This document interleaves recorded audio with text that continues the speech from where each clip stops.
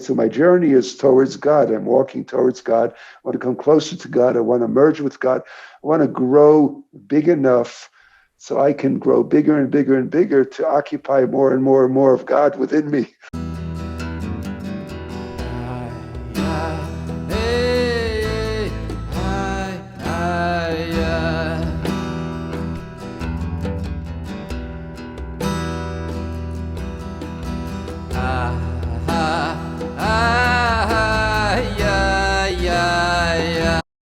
I want to share so first of all, the S'fat Emet today is going to refer to the pasuk in the Chumash, and I want to let people know, which pasuk it is if they want to look it up in the Chumash and look at context. So we're on in Exodus chapter 20, I believe, and it's verse 2. So it's the beginning of the Ten Commandments, of receiving the Ten Commandments, to Anochi Adonai Elohecha asher hotzeticha me'eretz Mitzrayim bet avadim. And then for those of you who want to follow with the S'fat Emet on Sefaria, it's accessible online. And when you go to Sefaria, you click the 3 lines at the top left as such, and you scroll down where you have texts, and then you click on more, and then you scroll down a bit more, and you find Chassidut here on the left. You click on Chassidut, and after you click on Chassidut, you'll scroll down till we find S'fat Emet button, which is today, it shifts around in Sefaria, their layouts. Today it's here on the left, as you can see. You click on S'fat Emet. When you go in there, it shows you Bereshit. So you don't want that. You want to go to Exodus. So you click on the drop-down menu, and it gives you the S'fat Emet table of contents. You go to Exodus, click on Exodus.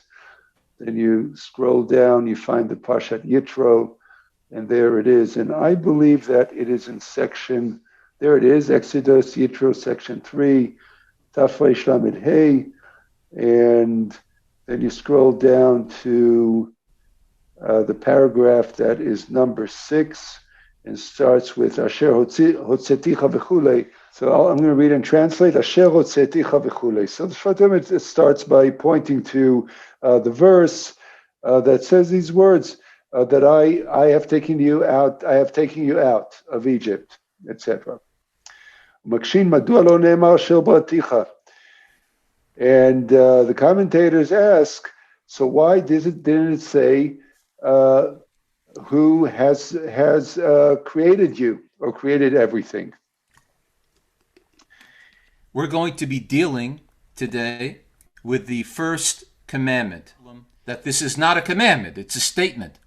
Yeah. Well, as a matter of fact, the 10 commandments in Hebrew are called the Aseret HaDibrot, the 10 statements. They are, in fact, statements but from God to the Jewish people, and they're also commandments. So that's number 1. The first commandment, according to the Jewish tradition, is the belief in one God. So that's number 1. But the interesting part about this commandment, which we're going to be discussing now, is not the idea of one God, I am one God. It's what comes after the comma. You would think that God would tell us, I am God who created the world and everything in it. I mean, that's the big thing on the resume, right? That's number 1. That's what you want to push if you want the job. You think that that's God's biggest accomplishment, right? You would think so. But he doesn't say that. He says something that astounds all the rabbinic commentators throughout the ages, and there are literally thousands and thousands of pages written about this. Yeah. He says, I am God, believe in me. I am God that you must believe in, who took you out of Egypt. אכן, לברר מאמרם ז"ל, גדול המחטיא האדם יותר מן ההורגו. And thus, We will also explain the saying of the sages that it is a greater it's a greater sin, you could say, to make a person stray off the right path than to it's greater than killing him. The sages make the statement: it's much more severe a sin to, to help somebody or cause somebody to sin than to kill them. That's a strong statement. Shamachti'o motzi'o me'olam hazeh ve'olam haba. And the sages explain that a person who causes somebody to sin is extracting them both from this world and from the world to come. So, meaning that when you kill somebody, you're only extracting them from this world, but you're not affecting their standing in the world to come. But if you cause them to sin, you're compromising their standing both in this world and in the world to come, which is more severe.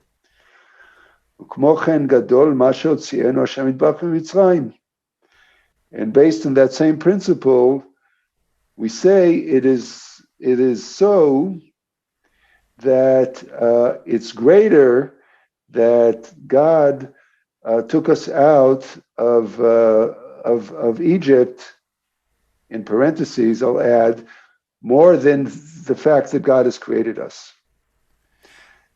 Right? So that's a principle. Just like it's a greater sin for a person to be causing somebody to sin than to kill that person, such as it is that it's greater of God to take us out of Egypt than to have created us or created the whole world. Right. It's called in Jewish thinking principles. It's called well, you have this in English, I think, too. This idea from the negative, we can imply the positive.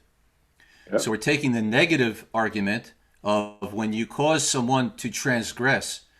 Let's say, to put it in concrete terms, let's say you convince a person to rob a bank. In a way, if you look at it from a particular angle, from a spiritual angle, it's sort of worse than actually killing the person. Now, from that person's point of view, maybe not. Maybe they'd rather commit a sin than be killed. But they're making an analogy. They're making a kind of a point here. They don't mean it literally. Yeah. So what they're saying is that when you cause someone to transgress, you're taking away the purpose of their being. And when you are corrupting the consciousness of an individual, it's worse because you're defeating the purpose of why we're put here. We're put here to improve upon our consciousnesses through our actions. Yeah. And if you're screwing that up for another guy, in a sense, it's worse than killing him. So too, if we go in the reverse now, what God is telling us is something unbelievable. He's saying, just that I said the magic wand, I did this with my magic wand, poof, and here you're walking around. But when I tell you that there's an action involved, physical, a positive action involved, which transforms forever the way in which we engage with the world, which is the exodus from Egypt. And of course, we have to know what that is. What's so key about this? Now I did you one better. I not only created you and plopped you down in the world, but I gave you a purpose. So now the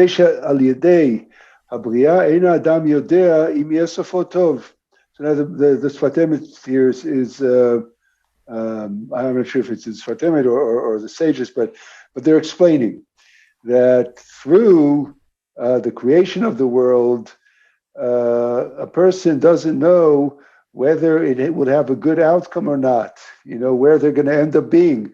Just being in the world is not enough, but we don't know, like you said, Rabbi, you don't know if this is going to do you any good, if it's going to have purpose, pleasure, just being here, yeah, okay. but we don't know where this is going. אבל בהוציאנו ממצרים מובטחים בני ישראל כי מיוחדים הם אליו יתברך.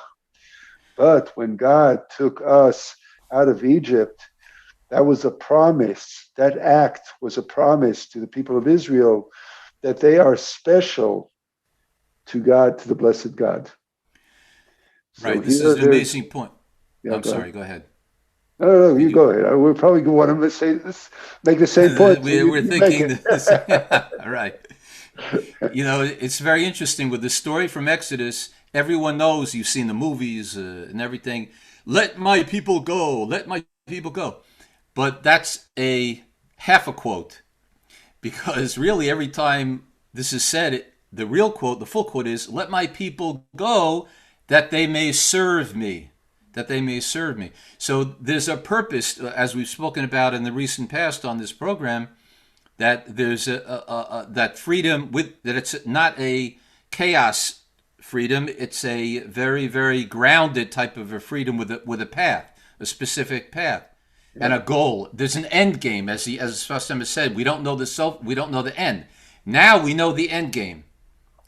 So it makes my life a lot more meaningful. Right, and I want to add to that, Rabbi, that I like the point you made about when we, in the movies or in the sort of like cultural kind of simple parlance, it seems to be about going out to freedom. It seems to be really sort of an ethical issue of it's wrong to have been enslaved and it's good to be free, right? So, which is correct. I mean, it's like it's wrong to be a slave. It's wrong for anybody to enslave somebody else. And as social, moral thinkers, we definitely this story supports freedom and supports respect and dignity, etc. But there's something much deeper than that, which is where what you were saying.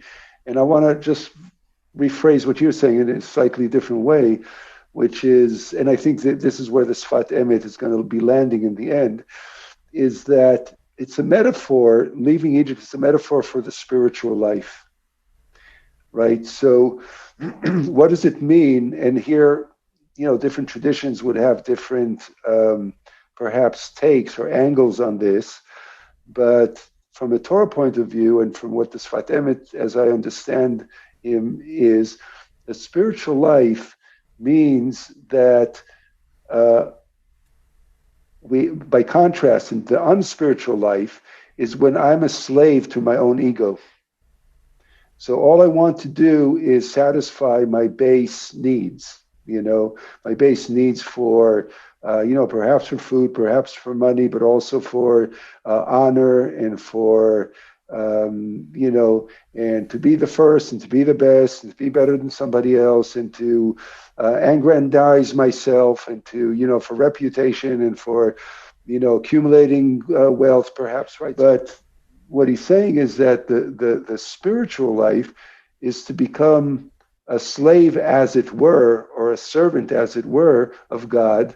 Meaning now I'm following the instruction of my highest calling, of my higher calling, my godly calling, right? So to go out into freedom is not to go out into freedom.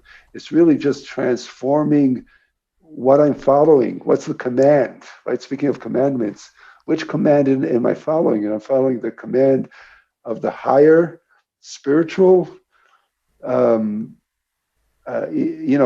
of my life, which we call God, or am I following the command of my base needs? And that's what Egypt represented. So so S'fat here is going to say, basically, when you were, and this is what you said also, Rabbi, before, is that when you are taking out of Egypt, you're actually given a purpose, a spiritual purpose, right? You're right. on the spiritual journey, and that's what the.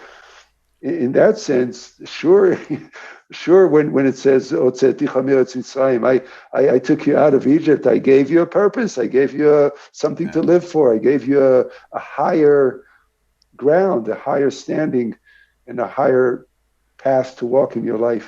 Continue here with S'fat Emet, because now he's plunging into a question that's really Oh, baffling.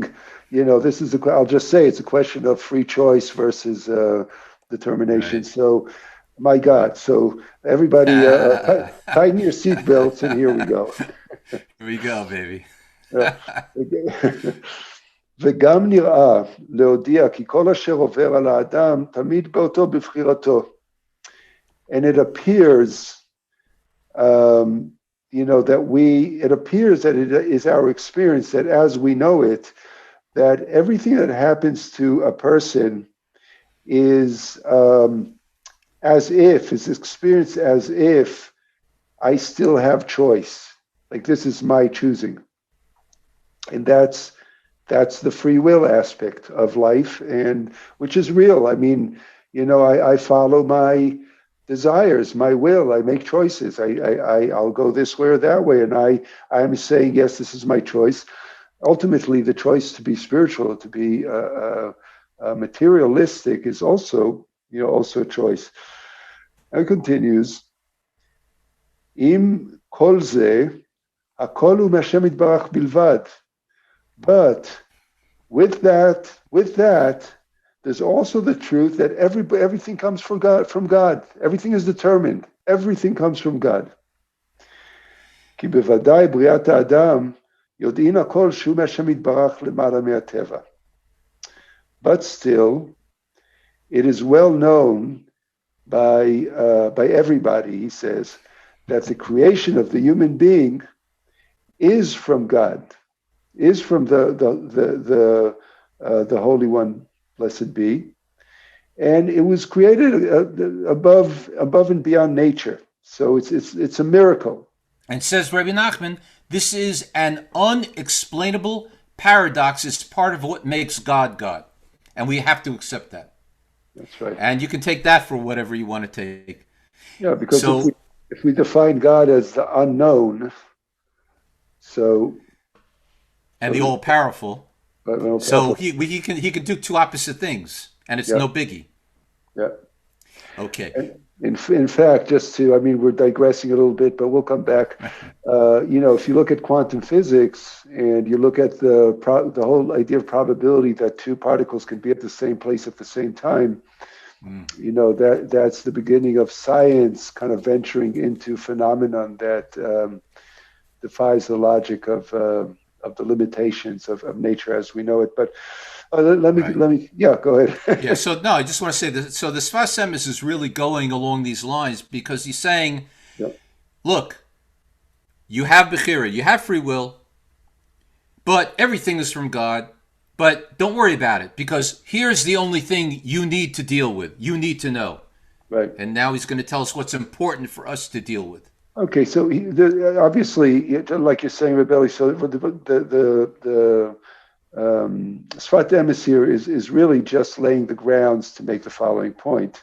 Right. So, aval ma shetzrichim bnei Yisrael yedah, but what the people of Israel need to know, and I want to open this up a little bit, because when he says people of Israel, I want to open this up as any spiritually sensitive person needs to know, right? So Israel here are designated as the God warriors, the God people, right? But I want to open this up to, if you're a spiritual sensitive person, this is how I hear the S'fat Emet, if you want to open it up to everybody. So this is what you need to know.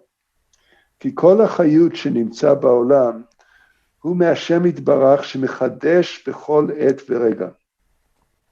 That all life force, all energy, all living energy in the world comes from the Holy One, blessed be, who is renewing it in every time and every moment. Now that's an important insight that he's inserting here, because it goes back. We thought there was a difference between the one who created you and the one who took you out of Egypt, right? The one who created you physically and the one who made you spiritual. But now he's pulling the rug from underneath that dichotomy. He's saying, wait a minute, actually, you think that God created you and set you into motion, and we've been sort of like in motion since. He says no. He says God is creating the world in every moment. Every moment is a moment of creation, and every life energy in the world, our lives, is being renewed moment after moment after moment. V'gam. Klali ufrati kol ha'ma'asim. And that is both for every individual, every individual person or living creature in the world, and also generally for the entire structure of the ecology of the whole world.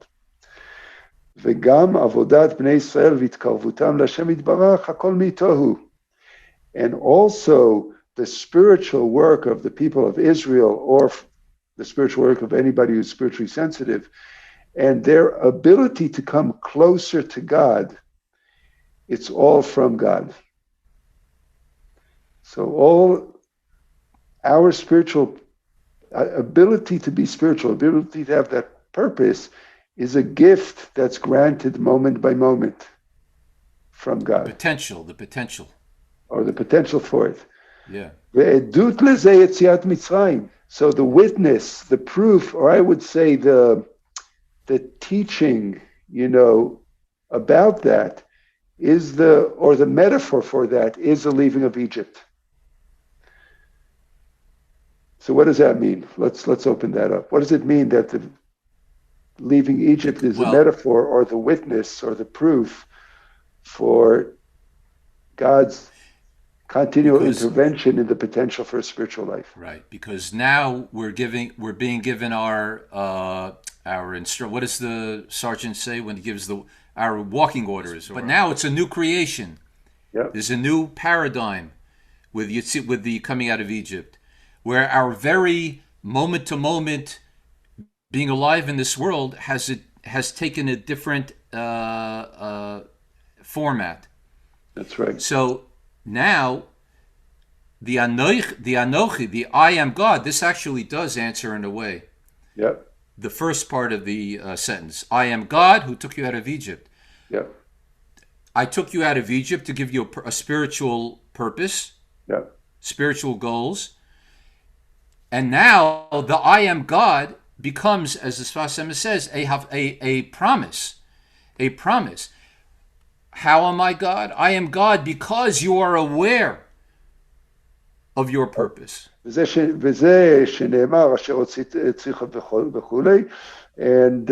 why it says, I am the God who brought you out of Egypt. In other words, I am the God who gave you a spiritual journey or a spiritual life. And this knowing or this awareness has been rooted inside of the consciousness of the people of Israel. Or if we want to open that wide to anybody who has spiritual awareness, this consciousness of leaving Egypt and going on the spiritual journey is in there, that God wants me to walk the journey towards God, as it were, and come close. And that's Hasidic philosophy of yichud, of coming, of dveikus, right, of coming close to God. So, so this is the Hasidim, the Baal Shem Tov, when they talked about spiritual work, and to put this by, for instance, by contrast, my Buddhist friends, they talk about calming the mind, discovering the Buddha nature, or the mind, the nature of the mind, etc. So that's a certain path, right, to spirituality. But the way the Hasidim talk about it, and this is also my personal belief system, it's the imagery here is coming close and attaching to God. Right, so my journey is towards God. I'm walking towards God. I want to come closer to God. I want to merge with God. I want to grow big enough so I can grow bigger and bigger and bigger to occupy more and more and more of God within me, as it were. Right, so that's yichud. And so he says, it's imprinted in the people of Israel since that event of the freedom from Egypt. As it says that Anochi, you just said that, Rabbi, I'm repeating, Anochi, I am your God, is the promise of a connection with God, of a spiritual life. Right. And And to with every that, single person, because it's in the singular. Anochi Hashem Elokecha. In Hebrew, there's, like in English, there's plural and singular forms of the verb. Here it says, I am your, specifically your God, but he's talking to 3 million people. And that's to show that each of us, and I can't say, well, that's Reuven's job. You're talking to him, right? Elokechem, the royal you, as they say. No, you too. that's right, each And, individual. right, and not only is it my job, but I am promised that if I really have a desire to achieve this, I can. Now we know the difference between being created as a physical, biological being and being created as a spiritual being. Thanks to S'fat Emet. Wonderful rabbi. His name was Abraham Torsky. He was a psychiatrist, a well-known rabbi. He wrote a ton of books. He's unfortunately passed away this week at the age of 90, but from COVID symptoms, difficulties. And he had the great merit to write. He wrote many nigunim, Jewish songs. He wrote a particular song, and a lot of people don't know this. It became world famous amongst many Orthodox Jews.